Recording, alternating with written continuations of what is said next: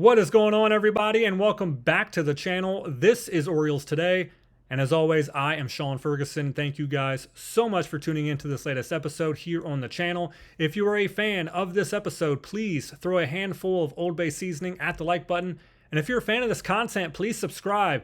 Get yourself daily notifications for all of these daily video drops covering all things the Baltimore Orioles. And it is time, guys. It is Tuesday, November 18th, 2025. And that means that at 4 p.m. Eastern time today, the qualifying offer period will end. All 13 players that were tendered a qualifying offer from their respective teams will either have to accept or decline.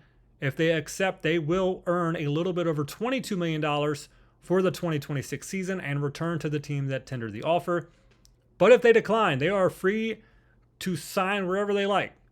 But the team that tendered the offer and they don't go back to, if they do decide to go into free agency, they will receive a compensatory draft pick. So if the O's go after one of these guys on the list, they'll have to cough up cash and a draft pick. But if they're able to land one of these big names on this list, I do not think they will mind one bit. We'll get into that more towards the end of this episode. I do want to start off today with some Orioles news. And the coaching staff is continuing to come together, shape up. And we had two signings just a few days ago that we talked about. You got Sandlin in there along with the veteran coach and Miguel Cairo, which I'm a fan of both of those guys coming to the team. And I really love the veteran presence that Cairo is going to provide for Craig Albernaz's staff in 2026. And we knew that 4 coaches on Orioles staff this past season were returning, including Buck Britton. But no titles were given out just yet. We didn't know what capacity they were going to return in. But sources are coming out now that Buck Britton will return as the Orioles' third base coach for 2026, which is good news. He served in that role for a good bit of last year, and it is now once again being said that Britton will remain as the Orioles' third base coach going into next season. So you're really starting to see these guys move into place now, and it's starting to shape out, which I've said is great news. You really want this staff together before you start bringing in new faces, and you want to know kind of what everyone's role is going to be going into next year. So Buck Britton going to be the third base coach for Baltimore next season. We'll find out where the other 3 guys, and Plasmeyer, French, and Klimek, if they're going to return to the same roles, if they're going to be moving elsewhere within the organization. We will find out as we go along, but I'm sure that news will be breaking here pretty soon. As free agency is here, it's been a slower offseason, but one big name is off the board. Josh Naylor has officially decided to re-sign with the Seattle Mariners on a big 5-year deal. They have not released the terms of the contract just yet. They are saying right now they are still finalizing the deal, so the numbers are not available at this moment. But Naylor will be going back to the Seattle Mariners. They loved the addition of him last season, and he would have been a good addition really to anywhere that he went. But Seattle made it clear that he was a top priority this offseason, and they were talking apparently during the GM meetings, and they now have a deal done. Naylor hit .295 with 20 home runs and 92 RBIs on 160 hits last year, and when he got to Seattle, he continued that consistency. So of course they would want that bat back, and any team would have been happy to have him. But it does take a big first baseman off the free agency list that is still being headlined by Pete Alonso. So there's other talk saying, well, who was really going to go after him? There would have been plenty of teams that would have thrown money at Josh Naylor. It's hard to play in the big leagues, man. And when you can find a first baseman that's able to hit as consistent as he has been hitting, yeah, of course. And when he got to Seattle, he just continued that. So, of course, the Mariners are going to make him a top priority, and he gets a 5-year deal. So I'm anxious to see how much money they were able to get him back on. And it might show you just kind of how things are going to go with other guys on this list as well. So good for Josh Naylor. I'm happy for him. And another guy that's out there right now that is a free agent, that he's not a big-time household name, but I would not mind the Orioles taking a peek at him. That is Nick Sandlin. Sandlin has officially cleared waivers. He was put on waivers by the Toronto Blue Jays, and he cleared them and has decided to become a free agent.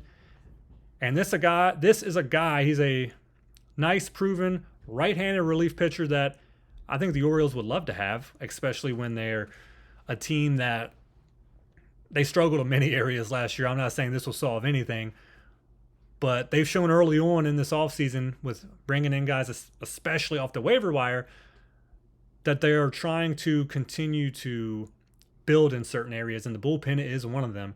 So bringing in a proven 28-year-old, I saw a lot of you guys say, do not go get a 32-year-old pitcher.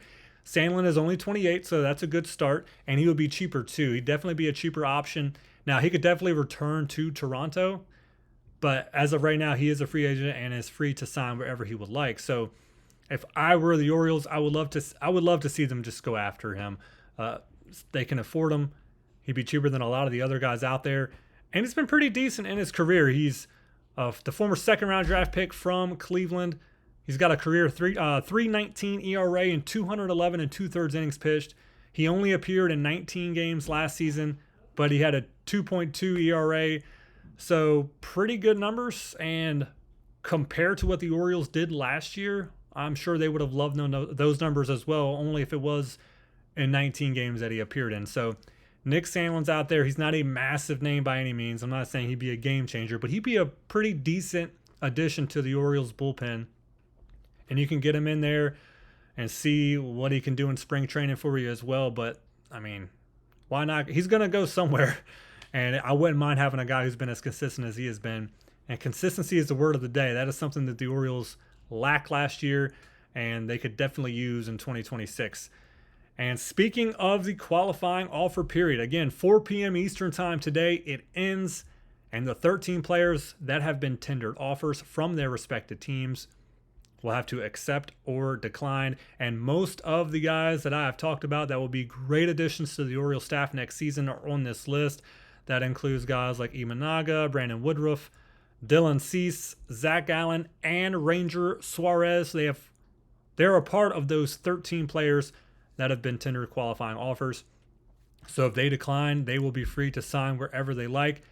And I'm sure the Orioles, including many other teams like the Dodgers and Yankees, will be taking a very close look at all of those guys.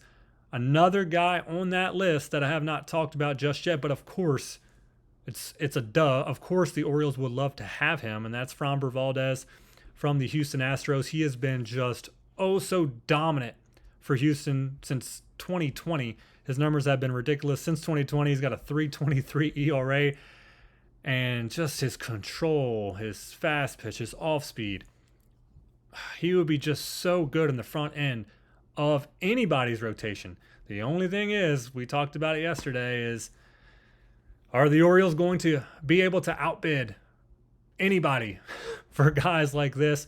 If the Orioles are going to be serious about this and they're just not giving us lip service here, and they're actually being truthful about it, and they are going to spend money this offseason on big name guys and guys that would actually make a difference in this rotation, they're going to have to be quick about this. This is not something they can just sit back and just wait to see what everyone else does.